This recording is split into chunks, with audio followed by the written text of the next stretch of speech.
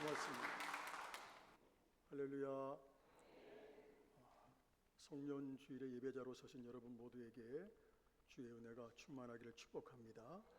올 한 해 여기까지 우리를 인도하신 살아계신 하나님 앞에 영광의 박수 올려드리겠습니다. 서로 인사 나누시겠습니다.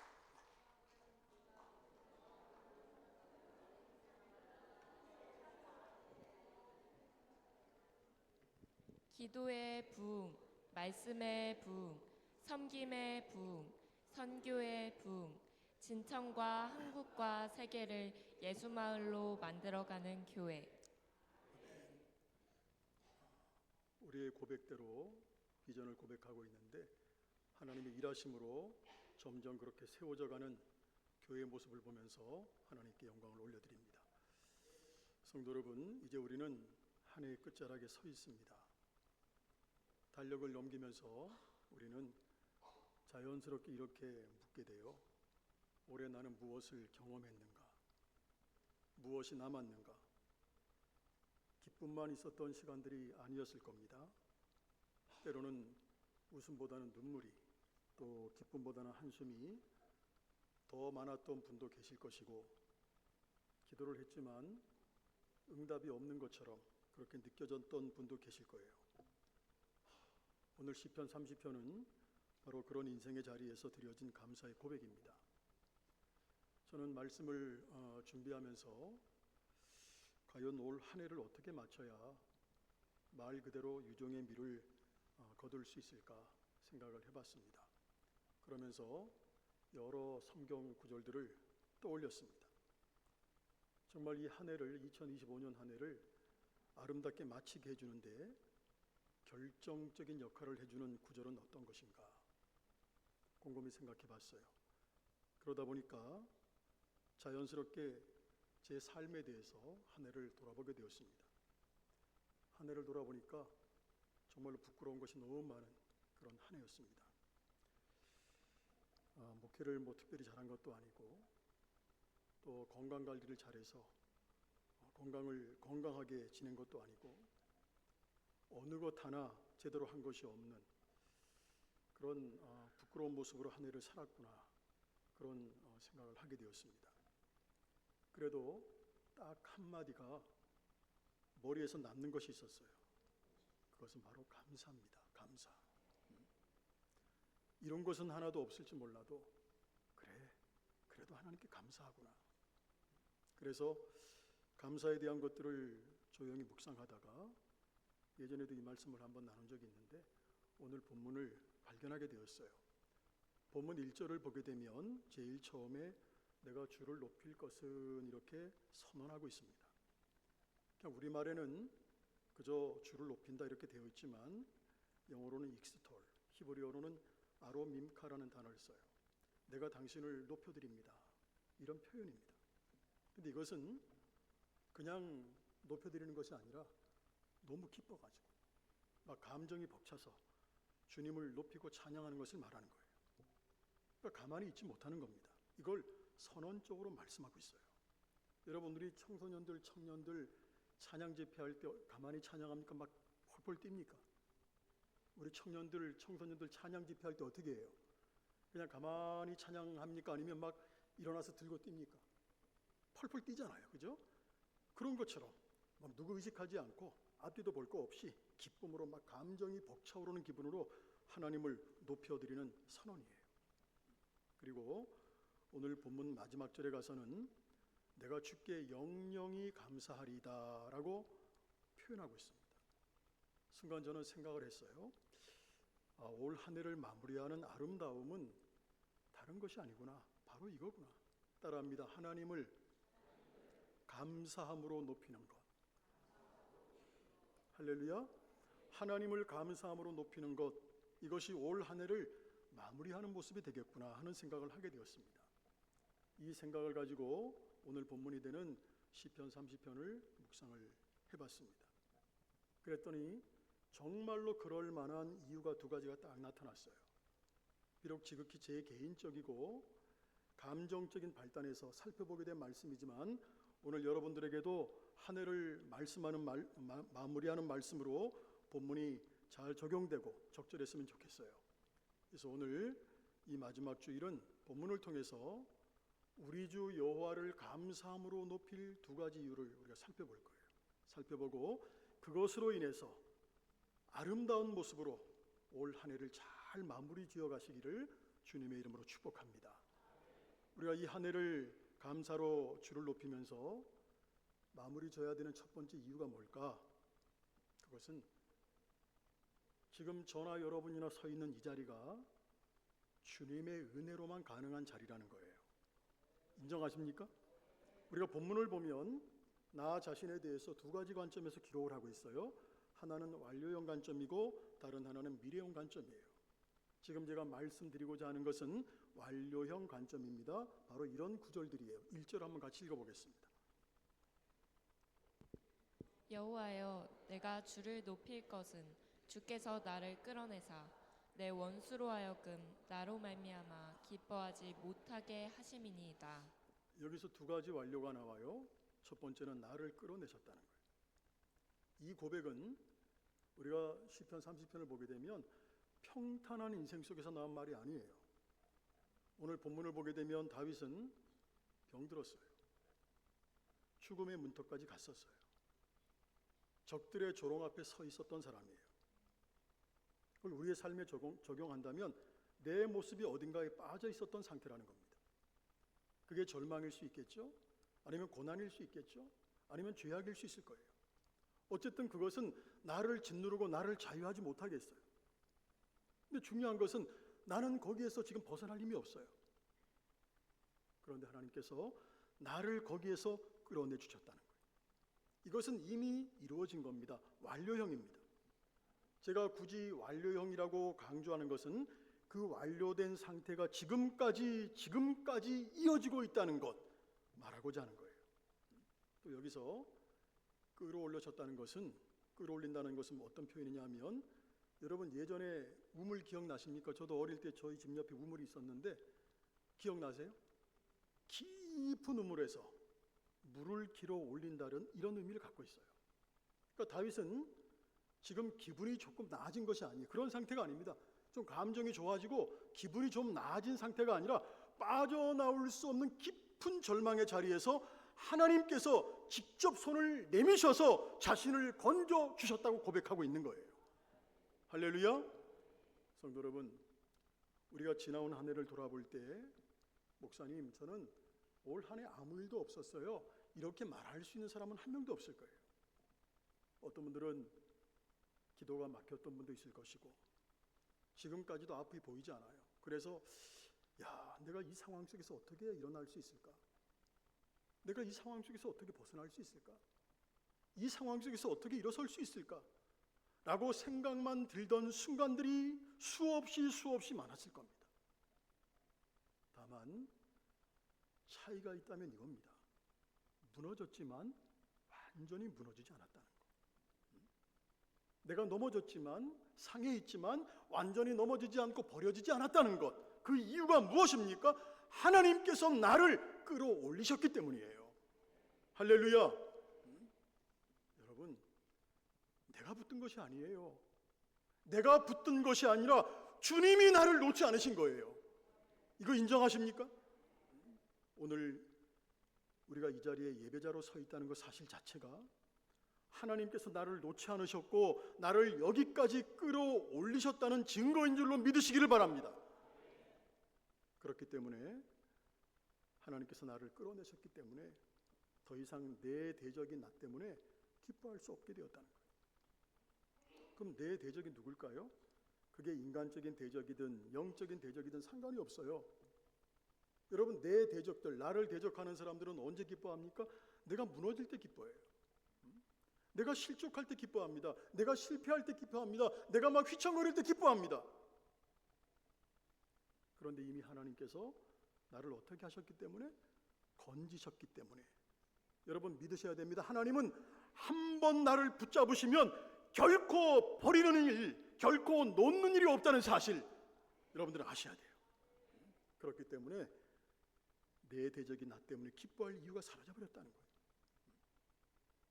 사단이 제일 좋아하는 게 뭘까요? 여러분과 제가 죄에 빠지는 겁니다. 아니면 무기력에 빠져 있는 거예요. 이 사단이 좋아하거든요. 여러분과 제가 믿음에서 떠나서 하나님께로부터 멀어져서 불평의 자리에 있고 절망에 빠지는 모습이 있을 때 사단은 덩실덩실 춤을 춥니다. 그래서 우리가 정말로 중요한 것이 뭐냐? 분별하는 겁니다. 분별. 지금 내 영적인 상태. 그런데 하나님이 나를 들어올리심으로 이제 더 이상 마귀가 기뻐할 수 없다는 거예요. 여전히 내 삶 가운데 우리 가운데 부족함이 있는 거 사실이에요. 그런데 나를 들어올리신 하나님의 행위는 완료형입니다. 한번 들었다가 팽개쳐 버리시는 것이 아니에요. 한번 들어올리셨으면 영원히 보장해 주시는 겁니다. 그러므로 비록 나에게 부족한 모습이 있을지라도 더 이상 사단이 나를 보고 기뻐하지 못한다는 거예요. 할렐루야. 또 3절 보겠습니다. 3절 이렇게 말씀하고 있는데 같이 읽어볼게요. 여호와여 주께서 내 영혼을 스올에서 끌어내어 나를 살리사 무덤으로 내려가지 아니하게 하셨나이다. 우린 여기서도 두 가지 완료형을 보게 되는데 첫 번째는 나를 스올에서 끌어내셨다는 거예요. 스올은 뭡니까? 사망, 지옥을 의미하는 단어예요. 하나님께서 나를 사망에서 끌어내심으로 지옥 권세가 나를 더 이상 어떻게 할 수 없게 하셨다는 거예요. 이것이 이미 이루어졌다는 겁니다. 지금도 그 완성이 우리에게 영향을 미치고 있는 거예요. 맞습니까? 자, 두 번째는 나를 살리셨어요.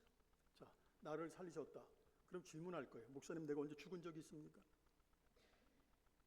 아니, 나를 살리셨다니요? 내가 언제 죽었던 적이 있습니까?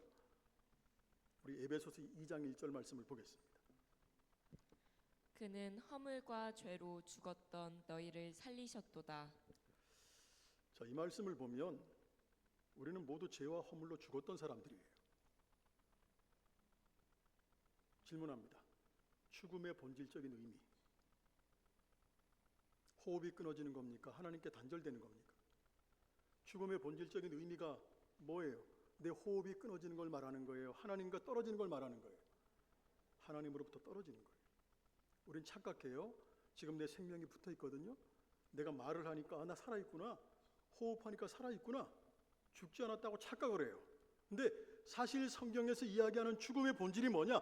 살아계신 하나님과 단절되는 거예요. 호흡이 끊어지는 생물학적인 활동들의 죽음은 단지 그림자입니다. 이건 뭐냐? 본질적인 죽음이 있다는 것을 경고해 주는 것이 생물학적 죽음이에요. 그래서 우리는 지인들이 돌아가실 때 장례식장 가잖아요. 돌아가실 때마다 저나 여러분이나 본질적으로 점검해야 돼요. 따라합니다. 하나님과 내가 살아있는 관계인가? 할렐루야. 하나님과 내가 지금 살아있는 관계인가? 이거 점검해야 된다는 거예요. 어쨌든 죄와 허물은 우리로 하여금 하나님과 단절시켜버려요. 사망을 줘요. 그런데 하나님께서 예수 그리스도의 십자가를 통해서 나를 살리셨어. 완료형입니다. 살리셨고 그것이 지금도 유지되고 있다는 것이 중요한 거예요. 살리셨는데 지금은 또 죽었다? 이런 일은 결코 있을 수 없습니다. 여러분, 한번 예수 그리스도를 믿고 십자가의 보혈로 구원을 받은 것을 믿으면 그것으로 족한 겁니다. 하나님은 우리를 이미 구원하신 것이며 그 구원은 날마다 우리에게 더욱 분명해지는 줄로 믿으시기를 소망합니다. 또 7절을 보겠습니다. 7절 같이 한번 읽어봅니다. 여호와여 주의 은혜로 나를 산같이 굳게 세우셨더니 주의 얼굴을 가리심에 내가 근심하였나이다. 자, 여기서 산은 직접적으로 시온산이죠. 이스라엘 백성들이 가나안 땅을 정복할 때 시온산은 정복하지 못했어요. 여부스 족속의 수하에, 성경을 보시는 분들은 아시겠지만 여부스 족속의 수하에 있게 됩니다. 그러던 것이 누구 때 와서? 다윗 때 와서 완전히 정복하고 거기에 성벽을 쌓게 돼요. 이런 역사적인 배경에서 나온 식구예요. 그런데 오늘날 우리는 본문의 산을 어떻게 적용해야 되느냐? 하나님께서 세워주시는 유형, 무형의 기업들로 생각하면 된다는 거예요. 하나님이 우리에게 주시고자 하시는 기업이나 복이 이미 세워졌다는 거야. 그것이 완료형이에요. 이미 세워져서 지금도 내게 유효하다는 것입니다. 몇 구절을 살펴봤어요. 전부 완료형이에요. 다른 구절도 다 같은 패턴이에요. 그러면 중요한 겁니다. 이렇게 완료형으로 이야기되는 것은 뭘 의미하느냐? 하나님의 은혜가 이미 내 안에 와 있다는 겁니다. 할렐루야. 하나님의 은혜가 이미 내 삶 가운데 흘러가고 있다는 거예요. 하나님의 은혜가 이미 내 속에 와 있기 때문에, 내 삶에 와 있기 때문에 우리의 대적 원수 마귀는 나를 어떻게 할 수가 없는 것입니다. 할렐루야. 하나님의 은혜가 이미 우리 안에 와 있기 때문에 우리에게 주어질 기업은 이미 확정적으로 정해져 있는 겁니다. 물론 우리는 우리의 연약함 때문에 여전히 부족함을 느끼는 경우들이 많아요. 때로는 슬럼프에 빠지기도 하고, 절망에 빠지기도 하고, 회의에 빠지기도 합니다. 그리고 한 해를 마치는 이 시점에서 돌아보면 제대로 한 것은 하나도 없는 그런 모습처럼 보이는 난감한 모습으로 있는 것도 사실입니다.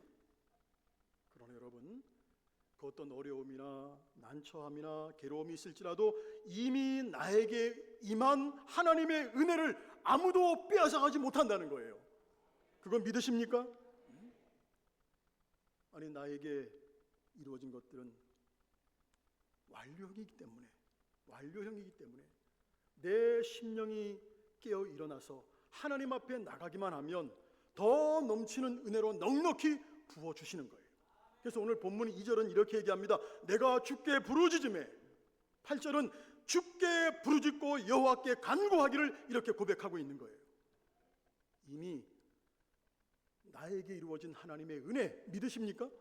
이미 내 속에 하나님의 은혜가 흘러가고 있잖아. 이미 나에게 이루어진 하나님의 은혜가 있기 때문에 내가 깨어나기만 하면 그것들은 나를 주 앞에 견고하게 세워주는 역할을 한다는 겁니다. 할렐루야. 오늘 여러분들이 얼마만큼 이루었는지 모르겠어요. 그러나 중요한 것은 여러분이 이룬 것이 아니에요. 하나님께서 내게 이미 이루어 주신 것들이야. 지금 말씀 들었잖아요. 이미 나를 끌어내셨어요. 이미 나를 소홀에서 이끌어내셨어요. 이미 나를 살리셨어요. 이미 나를 산같이 굳게 세워주신 것입니다. 그렇기 때문에 우리는 1년을 마무리하는 이 시점에 오직 무엇으로? 감사로 하나님을 찬양할 수밖에 없는 거예요. 자, 우리가 이 한 해를 감사로 주를 높이며 마무리 져야 되는 이유는 뭐냐? 하나님께서 나를, 내 자녀를, 우리 가정을 완전하게 바꾸실 것이기 때문입니다. 그렇게 믿어지셔야 됩니다. 제가 조금 전에 두 가지 관점, 완료형과 미래형을 본문은 보여주고 있다고 말씀을 드렸어요. 앞에 살핀 내용들은 바로 완료형입니다.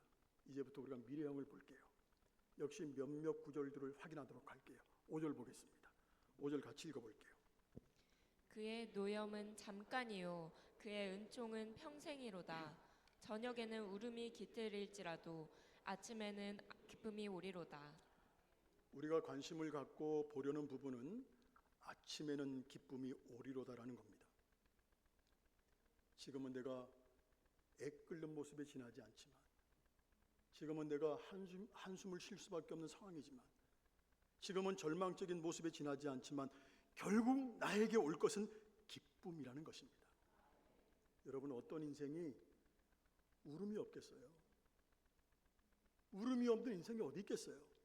그런 인생 한 명도 없어요. 문제가 되는 것은 뭐냐? 그 울음이 기쁨으로 바뀌지 않을 때입니다.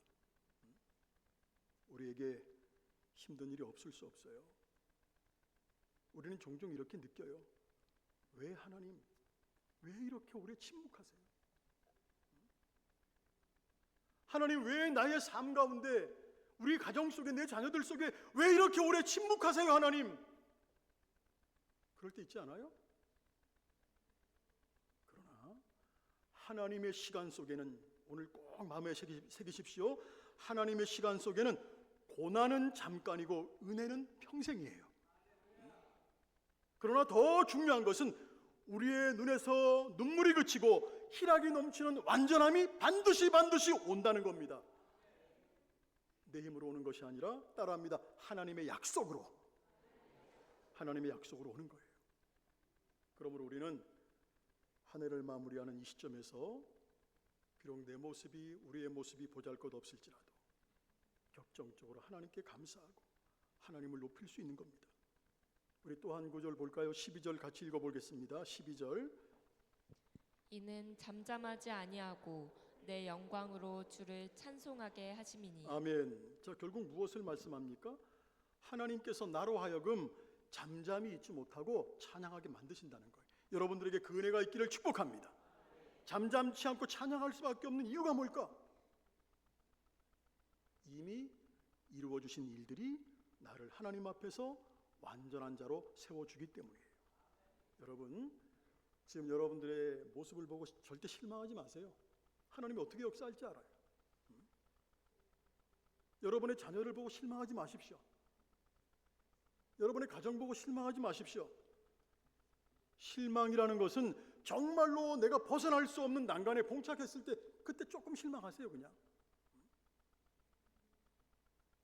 그러나 오늘 말씀해 보니까 잠잠히 있지 못하고 소리내서 찬양할 수밖에 없을 지경에 이르는 시인의 모습을 볼 때 벗어날 수 없는 난간이라는 것 결코 우리에게 오지 않는다는 거예요. 여러분, 하나님은 살아계십니다. 할렐루야. 우리 옆에 분한테 고백합니다. 하나님 살아계십니다. 믿으십니까? 하나님께서 살아계시기 때문에 그분의 얼굴을 구하며 나가는 그의 백성들에게는 결코 해결되지 않는 어려움이 없다는 거 믿으시길 바랍니다. 그래서 오늘 시편 기자는 이렇게 간구해요. 10절 같이 읽겠습니다. 시작. 여호와여 들으시고 내게 은혜를 베푸소서. 여호와여 나를 돕는 자가 되소서 하였나이다. 하나님은 아까 우리 권사님도 10절 말씀하셨잖아요. 하나님은 결국입니다. 하나님은 결국 나를, 우리를, 우리 자녀를, 우리 가정을, 우리 사업을 완전한 자로 그리고 완전하게 세우실 것을 알기 때문에 다윗은 하나님이 나의 돕는 자가 되어 주십시오라고 간청하고 있는 거예요. 하나님이 나의 돕는 자가 되어 주십시오. 하나님은 살아계신 하나님이에요. 저는 하나님은 살아계시다, 역사하시는 분이다, 이 고백만 하면 마음이 막 찡해요. 나를, 내 사업을, 내 자녀를 완전하게 세워주실 분도 주님밖에 없어요. 성도 여러분, 하나님께서는 우리에게 이미 은혜를 주셔서 오늘 저나 여러분이나 이 자리에 서게 하셨어요. 시편 30편의 결론은 이렇게 선포합니다. 우리 11절 좀 확신을 갖고 11절 같이 고백할게요. 시작. 주께서 나의 슬픔이 변하여 내게 춤이 되게 하시며 나의 베옷을 벗기고 기쁨으로 띄우셨나이다. 여러분, 베옷이 뭡니까? 베옷은 애도의 옷입니다. 하나님은, 우리가 이 말을 잘 구분해야 돼요. 하나님은 단지 베옷 위에다가 기쁨을 덧입히신 것이 아니에요. 잘 아셔야 됩니다. 베옷 자체를 벗겨주시고 기쁨으로 바꾸셨다는 거예요. 그래서 다윗은 마지막으로 이렇게 고백합니다. 여호와 나의 하나님이여 내가 주께 영원히 감사하리이다. 오래 해결되지 않은 문제가 여전히 있을 수 있어요. 여전히 지금도 아픈 자리들이 남아 있을 수 있어요. 그러나 우리는 확신할 수 있습니다. 울음은 밤을 지날 뿐이고 기쁨은 반드시 하나님의 아침과 함께 온다는 것입니다. 할렐루야. 성도 여러분, 송년주일은요 한 해를 평가하는 날이 아니에요. 송년주일은 한 해를 평가하는 날이 아니라 하나님의 신실하심을 기억하는 날이에요. 이게 송년주일이에요. 우리를 끌어내신 하나님, 잠깐의 고난 뒤에 평생의 은혜를 허락하신 하나님, 슬픔을 춤으로 바꾸시는 하나님을 기억하며 이렇게 고백하는 저와 여러분들이 되기를 원합니다. 자, 여호와 나의 하나님이여 고백합니다. 여호와 나의 하나님이여 내가 주께 영원히 감사하리이다. 붙여서 여러분들만 시작. 할렐루야. 다가오는 새해에도 이 고백이 우리의 삶과 예배가 되기를 간절히 주님의 이름으로 축원합니다. 기도하겠습니다.